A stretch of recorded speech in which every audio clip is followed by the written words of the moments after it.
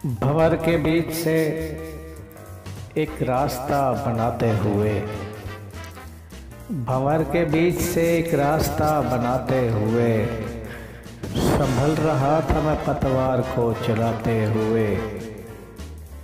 गुजरता जाता हूँ मैं दुश्मनों की बस्ती से, गुजरता जाता हूँ मैं दुश्मनों की बस्ती से।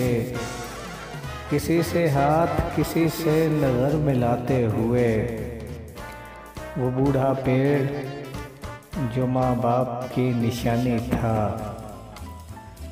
वो बूढ़ा पेड़ जो माँ बाप की निशानी था। किसी को शर्म ना आई उसे गिराते हुए। मैं हटता जाता हूँ अपने मकाम से यकसर, मैं हटता जाता हूँ अपने मकाम से यकसर।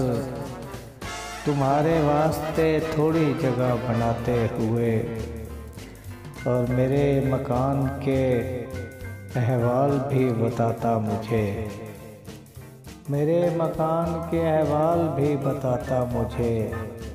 नए बरस का ज़िया ज़ाइचा दिखाते हुए।